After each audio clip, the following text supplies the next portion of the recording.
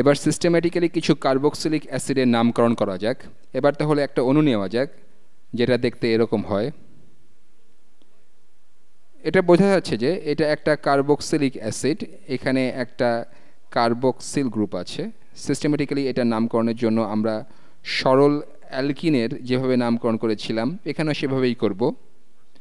আমরা যখন প্রথম কোনো অর্গানিক অণুর নামকরণ করা শিখেছিলাম তখন আমরা দীর্ঘতম কার্বন চেন দেখেছিলাম। এখানে দীর্ঘতম কার্বন চেন হলো 1 2 3 4, 4টা কার্বন আছে, তাহলে আমাদের প্রেফিক্স হবে বিউট। এটা হলো বিউট্যান। আর আমরা বিউটেন বলার পরিবর্তে এখানে ই লেখার পরিবর্তে আমরা জানি যে এটা একটা কার্বক্সিলিক অ্যাসিড, এতে একটা কার্বক্সিল গ্রুপ আছে, তাই এটা হবে বিউটানোইক অ্যাসিড। আপনি হয়তো এটা ভেবে অবাক হচ্ছেন যে আমাদের কি উল্লেখ করতে হবে না যে কার্বক্সিল গ্রুপটা কোথায় আছে। আপনি যদি দেখেন যে কিভাবে কার্বক্সিলিক অ্যাসিড লেখা হয় তবে আপনি বলতে পারবেন যে কার্বক্সিল গ্রুপটা সবসময় কার্বন চেনের এক প্রান্তে থাকবে, তাই আপনাকে অবস্থান উল্লেখ করতে হবে না। সত্যি বলতে কি আপনি সবসময় কার্বক্সিল গ্রুপের কার্বনটা যেখানে আছে সেখানটা হতে নাম্বারিং শুরু করবেন। এখানে যদি আপনি নাম্বারিং করেন তবে এটা হবে 1 কার্বন, এটা 2, এটা 3 আর এটা 4। কার্বক্সিল গ্রুপের অবস্থানের জন্য কোনো সংখ্যা উল্লেখ করতে হবে না। এবার আরেকটা করা যাক। ধরে নিচ্ছি যে এবার একটা অণু আছে যেটা দেখতে এরকম।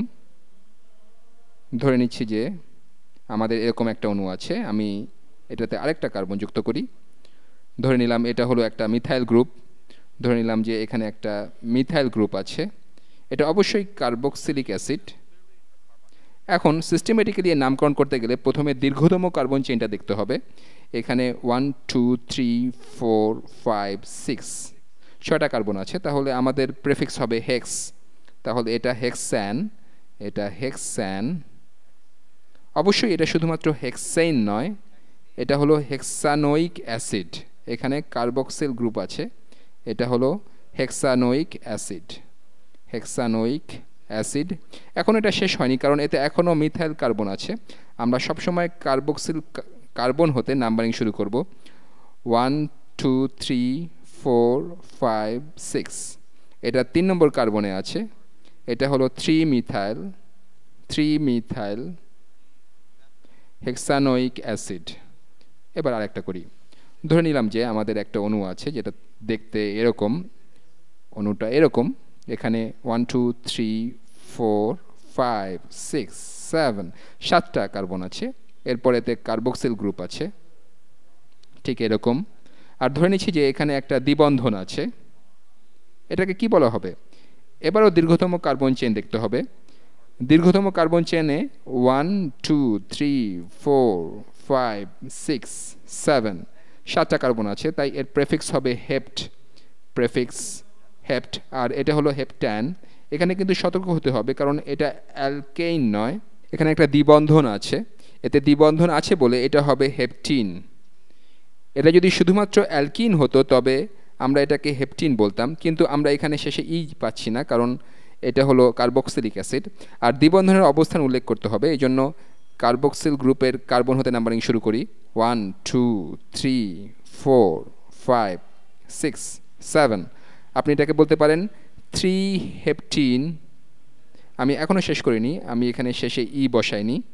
অথবা আপনি এটাকে বলতে পারেন হেপ্ট 3n, ঠিক এরকম। কিন্তু সাধারণভাবে এটাই আপনি বেশি দেখবেন, কারণ এটা বলে যে এখানে একটা দ্বিবন্ধন আছে যেটা 3 নম্বর কার্বনে শুরু হয়ে 4 নম্বর কার্বনে শেষ হয়েছে। কিন্তু এটা একটা রেগুলার অ্যালকিন নয়, এটা একটা কার্বক্সিলিক অ্যাসিড, তাই আমরা অ্যালকিনের মতো এখানে শেষে ই লেখার পরিবর্তে অন্য কিছু লিখব। এখানে কার্বক্সিল গ্রুপ আছে, তাই এটা হবে 3 হেপটিনোয়িক অ্যাসিড। আর তাহলেই হয়ে গেল। আর আপনি হয়তো খেয়াল করলে দেখতে পারবেন যে দ্বিবন্ধনে যুক্ত কার্বন দুইটা, এই কার্বন আর এই কার্বন, এরা অনেকটা এভাবে আছে। আপনি যদি এটাকে এভাবে দেখেন, যে আমি এটা এভাবে আঁকি, এদের প্রতিটাতে একটা করে হাইড্রোজেন আছে, যেগুলো আঁকা হয়নি, কিন্তু আপনি এই অণুটাকে এভাবেও আঁকতে পারেন। এখানে 2টা কার্বন এভাবে আছে, এখানে একটা হাইড্রোজেন এভাবে আছে, এখানে এটা হাইড্রোজেন নিচের দিকে আছে, আর এখানকার এই কার্বনের সাথে এই বড় গ্রুপটা যুক্ত আছে, আমরা এটাকে আর বলছি, তাহলে এটা হলো আর। আর এখানটাতে আরেকটা গ্রুপ আছে, আমি এটা সবুজ রং দিয়ে দেখাই। এখানে 3টা কার্বন আছে, আমরা এটাকে আর প্রাইম বলতে পারি। এখানে এটা হলো আর প্রাইম। আপনি যদি এভাবে দেখেন তবে বলতে পারেন যে এখানে কার্যকরী মূলক দুইটা দ্বিবন্ধনের বিপরীত পাশে আছে, এরা পরস্পর থেকে অনেক দূরে আছে, তাই আপনি চাইলে এটাকে ট্রান্স বলতে পারেন। ট্রান্স, আমি এটা ইটালিক হরফে লিখি, ট্রান্স 3 হেপটিনয়িক অ্যাসিড। এটা থেকে বোঝা যায় যে এরা বিপরীত দিকে আছে, কিন্তু এটা তখনই হবে যদি আপনি ধরে নেন যে আমি কোনোভাবে প্রকৃত ত্রিমাত্রিক কনফিগারেশনটা এঁকেছি। যাই হোক, আশা করি এটা আপনাদের কাজে লাগবে।